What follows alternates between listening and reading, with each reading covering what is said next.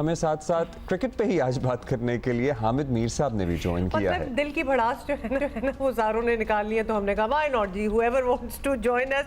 तो आए मीर साहब, आपसे ही बात की आगाज कर लेते हैं। क्या कहेंगे, मतलब हमने तो ये बात कर ली है कि even when this team was going into the world cup, Ireland से मैच, इंग्लैंड से मैच, तो हम बिल्कुल यही परफॉर्म कर रहे थे और हमने बिल्कुल उसी तरह ही परफॉर्म किया। Nothing really upsetting for us. हमें तो एक्सपेक्ट भी नहीं खास करना चाहिए था। देखें हुमा, मैं बिल्कुल कोई दिल की भड़ास नहीं निकालूंगा और ना ही मैं भड़ास निकालता हूँ। हम जर्नलिस्ट हैं और फैक्ट्स पे बात करेंगे।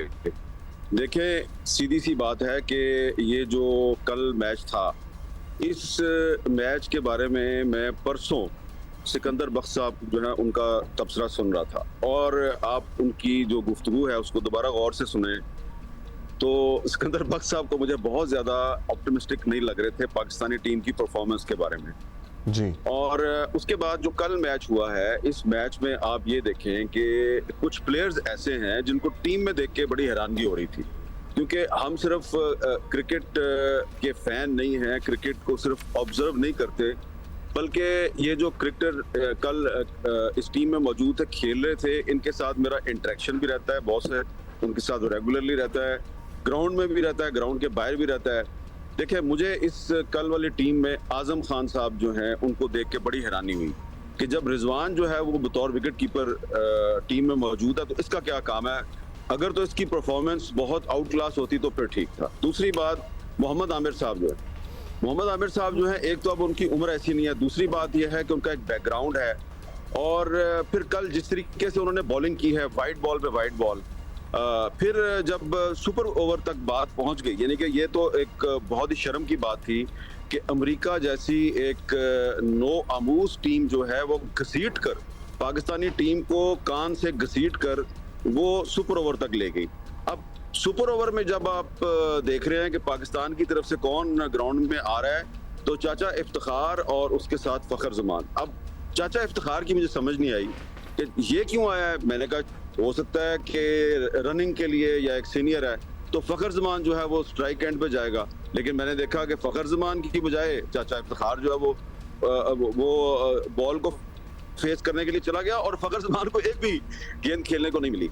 तो इसके अलावा भी इस टीम में उस्मान खान साहब जो ओपनर के तौर पे आए, मुझे नहीं पता वो यूएई की टीम के प्लेयर हैं, पाकिस्तानी टीम के प्लेयर हैं, वो दोनों तरफ से खेलते रहते हैं, कभी उधर बैन हो जाते हैं, कभी इधर उनका प्रॉब्लम हो जाता है। ठीक है, वो बड़े एक अच्छे हार्ड हिटिंग प्लेयर हैं, लेकिन कल तो जिस गेंद पे वो आउट हुए वो बिल्कुल एक आसान सी फ्लाइट गेंद थी और वो गेंद मिडल नहीं हुई और वो कैच आउट हो गए। तो मजमूई तौर पे मैं ये समझता हूँ कि ये सिर्फ क्रिकेट टीम की नाकामी नहीं है, ये जिन लोगों ने इस टीम को सिलेक्ट किया है ये उनकी नाकामी है। उनको एक्सप्लेनेशन देनी चाहिए, इसकी बाकायदा एक इंक्वायरी होनी चाहिए।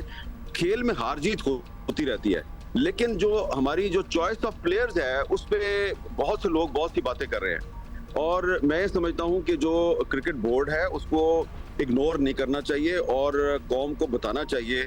नंबर 1, आप हमें ये बताएं कि आजम खान साहब जो हैं वो आप किस बेस पर, किस मेरिट पर आप उनको टीम में लेके आए, आप हमें मेरिट बता दें। उसकी भी वो तौजीहात देते हैं जी, वो कैरेबियन प्रीमियर लीग में बड़ा अच्छा परफॉर्म करता है, वो वेस्ट इंडियन विकेटों पे चल जाएगा। हर एक के पास अपनी तौजीहात है, और सैड बात ये है मीर साहब, एंड हम अपने बाकी पैनलिस्ट से डिस्कशन को आगे बढ़ाएंगे, कि अगर कोई तनकीद करता है तो उन्हें लगता है कि पता नहीं हमें कोई अपनी पर्सनल प्रॉब्लम है कि हम तनकीद कर रहे हैं। You know, take this as an input maybe and do something about it, because सारे लोग collectively गलत नहीं हो सकता है आपके यहाँ जो डिसीजन मेकर्स हैं वो भी गलतियां कर रहे हो। हम पीसीबी को ये कह रहे हैं। सो सिकंदर, मैं आपको जी जी जी जी जी मीर साहब, आपको एक छोटी सी पर्सनल बात बता देता हूँ। अभी कुछ हफ्ते पहले जब पाकिस्तानी क्रिकेट टीम जो है, ये जो अभी यहाँ वहां पर मौजूद है अमेरिका में, इसकी बड़ी ट्रेनिंग हो रही थी ना पाकिस्तान में, आपको याद है ना जी।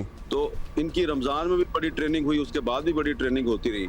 तो एक दिन ये ट्रेनिंग करने के बाद रात को मैंने देखा, रात को कोई अराउंड 7:30 8 o'clock कि मोहम्मद आमिर और हारिस रऊफ जो हैं ये इस्लामाबाद क्लब के नेट्स में आगे बॉलिंग कर रहे हैं, क्योंकि वहां पे लाइट्स लगी होती है, तो ये वहां पे आगे बॉलिंग कर रहे थे। तो मैं भी वीकेंड पे वहां पे चला जाता हूँ कोई रनिंग वनिंग के लिए, तो मैंने हारिस रऊफ को पूछा तुम यहाँ क्या क्या क्या कर रहे हो? उसने कहा जी भाईजान 10-12 दिन हो गए हैं, गेंद को हाथ नहीं लगाया, बस हमें वो फिजिकल ट्रेनिंग ही कराई जा रहे हैं। और मोहम्मद आमिर साहब जो हैं ये डेस्परेट थे को बॉल को हाथ लगाने के लिए और बॉल करने के लिए।